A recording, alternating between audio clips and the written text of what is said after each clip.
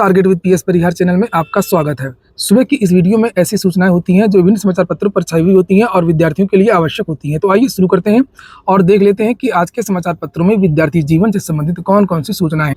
तो वीडियो को जल्दी से लाइक कर दें, शेयर कर दें और जिन छात्रों ने चैनल को अभी भी सब्सक्राइब न किया हो तो जल्दी से सब्सक्राइब कर लें ताकि आप लोगों को इसी प्रकार की ऑथेंटिक अपडेट सबसे पहले मिलती रहे।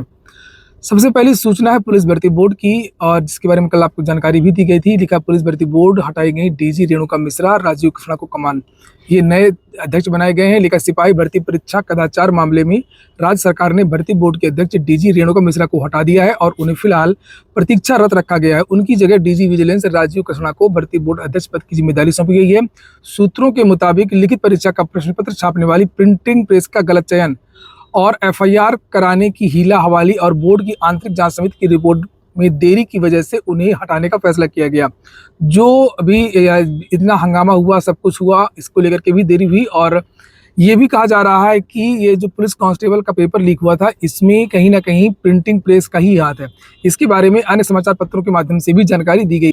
ये देखिए, लिखा है सिपाही भर्ती प्रिंटिंग प्रेस से ही गड़बड़ी के मिल रहे हैं प्रमाण। सिपाही भर्ती परीक्षा में हुई गड़बड़ी के मामले में अब तक हुई जांच में प्रिंटिंग प्रेस से ही गड़बड़ी होने के प्रमाण मिल रहे हैं। एसटीएफ की टीमें प्रिंटिंग प्रेस के संचालकों, कर्मचारियों, सुरक्षाकर्मियों आदि के बारे में गहनता से पड़ताल करने में जुटी हुई है।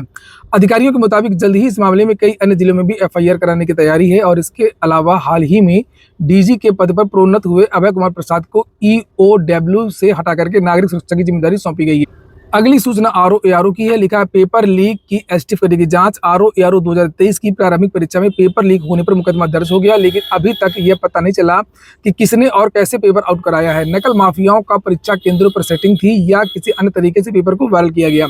सिविल लाइंस पुलिस इस हाई प्रोफाइल केस को एसटीएफ से जांच कराने की तैयारी में जुटी हुई है। पुलिस का तर्क है कि इस केस के पहले एसटीएफ से जांच कर रही है और लोक सेवा आयोग के सचिव अशोक कुमार ने पेपर लीक प्रकरण में अज्ञात आरोपियों के खिलाफ सिविल लाइंस थाने में एफआईआर दर्ज कराई है।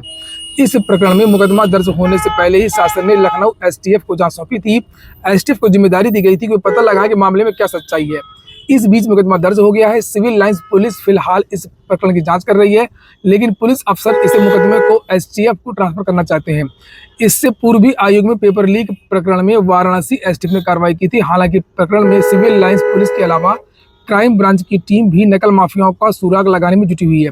पुलिस के लिए यह चुनौती बन गया है। एक तरफ आरओ परीक्षा तो दूसरी तरफ सिपाही भर्ती परीक्षा, दोनों में पेपर लीक होने का आरोप लगा और दोनों को निरस्त करना पड़ा और इसकी वजह से अन्य भर्तियां भी प्रभावित हो रही हैं।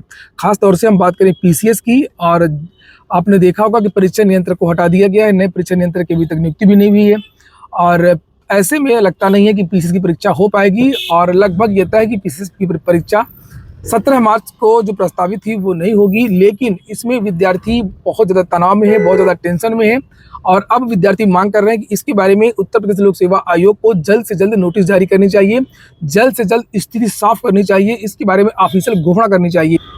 ये देख सकते हैं कौशल सिंह है भ्रष्टाचार मुक्ति मोर्चा के, जिन्होंने आरओ पेपर लीक का भी मुद्दा उठाया था और इन्होंने लिखा है कि प्रतियोगी छात्रों के साथ मानसिक खिलवाड़ बर्दाश्त नहीं किया जाएगा। आयोग नोटिस जारी करे पीसीएस 2024 की। और वास्तव में जल्द से जल्द, जिस तरीके से आप लोगों ने देखा होगा कि लोक सेवा आयोग ने परीक्षा निरस्त करने को लेकर के काफी समय लगाया, जिससे विद्यार्थी काफी तनाव में रहे, उनका नुकसान भी हुआ, टेंशन में रही। यही काम उत्तर प्रदेश लोक सेवा आयोग पहले भी कर सकता था।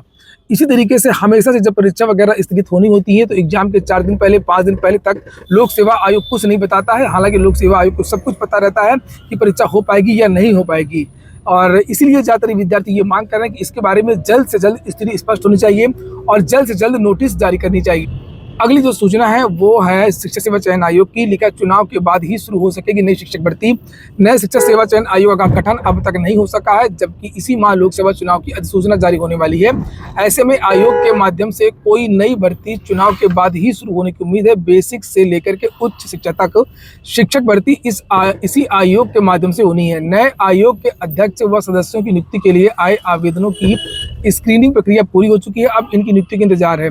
नए आयोग के गठन के बाद पुरानी लंबित पड़ी भर्ती परीक्षाएं शुरू कराई जा सकेंगी। अशासकीय महाविद्यालयों में असिस्टेंट प्रोफेसर के 1017 पदों, अशासकीय माध्यमिक विद्यालयों में सहायक अध्यापक टीजीटी व प्रवक्ता के 4163 पदों पर भर्ती लंबित है।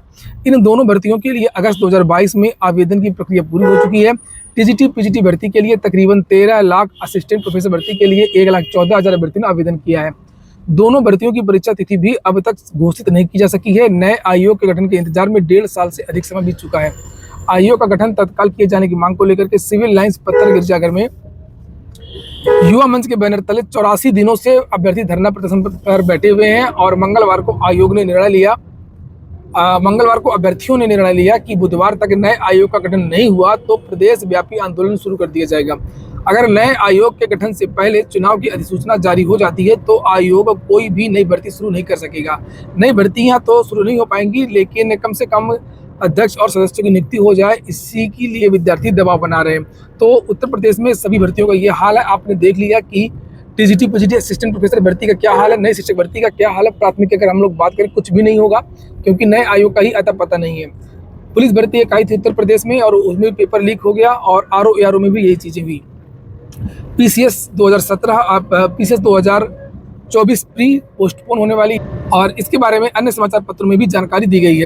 अगली सूचना यूपी की है। लिखा लिपिक मंडी निरीक्षक भर्ती में 250 अनुपूरक सूची जारी। कल यूपी ने जो 2 नोटिस जारी की थी, एक एएसओ 2019 की और एक मंडी की, उसके बारे में यहाँ पर जानकारी दी गई है कि अब इन विद्यार्थियों का जो डॉक्यूमेंट वेरिफिकेशन, जिन विद्यार्थियों की सूची जारी की गई है, अब उन विद्यार्थियों का डॉक्यूमेंट वेरिफिकेशन होगा। लेकिन एएसओ के विद्यार्थियों का 15 और 16 मार्च को डॉक्यूमेंट वेरिफिकेशन होगा और माफ़ कीजिएगा, मंडी समिति के जो विद्यार्थी हैं उनका 15 और 16 को, और जो एएसओ के विद्यार्थी हैं उनका डीवी 19 और 20 मार्च को होगा। अगली सूचना जूनियर एडेड शिक्षक भर्ती के लिए धरना प्रदर्शन की है। लिखा शिक्षा निदेशालय मंगलवार को जूनियर एडेड शिक्षक भर्ती को लेकर के अभ्यर्थियों ने धरना दिया। भर्ती प्रक्रिया शुरू करने व पदों की संख्या बढ़ाने की मांग उठाई है। जूनियर एडेड शिक्षक भर्ती संघर्ष समिति के अध्यक्ष नगेंद्र पांडे ने कहा कि जब तक हमारी मांगे नहीं मानी जाती हैं तब तक धरना चलता रहेगा। कहा कि भर्ती में लगे स्टे को 15 फरवरी को उच्च न्यायालय ने खारिज कर दिया और जल्द से जल्द शासन आदेश जारी करने, भर्ती प्रक्रिया पूरी कराने का आश्वासन दिया गया था। तो यही हाल इसमें भी है।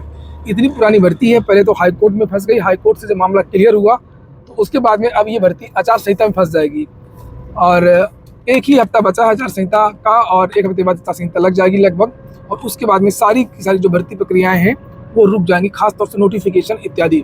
जहां पर देश में भ्रष्टाचार को लेकर के, परीक्षाओं में नियमितता को लेकर के कानून बन चुका है, वहीं पर बड़ी बड़ी सूचनाएं लगातार जारी हो रही हैं। क्या लिखा है कि पेपर लीक टॉपर समेत 14 प्रशिक्षु ऐसा गिरफ्तार। राजस्थान पुलिस ने 2021 में उप निरीक्षक और प्लाटून कमांडर भर्ती परीक्षा में पेपर लीक मामले में टॉपर समेत 14 प्रशिक्षु पुलिस उप निरीक्षकों को गिरफ्तार कर लिया है। कुल 40 छात्रों के खिलाफ केस दर्ज किया गया है। पुलिस के विशेष अभियान समूह ने कहा कि एक उप निरीक्षक को अजमेर के किशनगढ़ में पुलिस प्रशिक्षण स्कूल से, 2 अन्य को उनके गाँव से गिरफ्तार किया गया। चूँकि कल ये मामला ट्विटर पर ट्रेंड कर रहा था, राजस्थान में जो दरोगा भर्ती में घोटाला हुआ था, इसी तरीके से उत्तर प्रदेश की जो वैकेंसी आई थी दरोगा भर्ती 2021 में, उसमें भी बहुत बड़ा घोटाला हुआ था। उसको लेकर के भी विद्यार्थी मांग कर रहे हैं कि जो उत्तर प्रदेश की जो दरोगा भर्ती हुई थी उसकी भी जांच की जाए। जिसे आप लोग यहाँ पर देख सकते हैं, कल पूरे दिन मैंने भी इन विद्यार्थियों के समर्थन में ट्वीट किया था। ये देख सकते हैं यूपीएसआई स्कैम, और वास्तव में यूपीएसआई की भी जांच होनी चाहिए थी, लेकिन सरकार ने उसको लिपापोती कर दिया। बहुत सारे लोग उत्तर प्रदेश में भी गिरफ्तार हुए थे। आज की वीडियो में इतना ही। पूरा वीडियो सुनने के लिए बहुत बहुत धन्यवाद।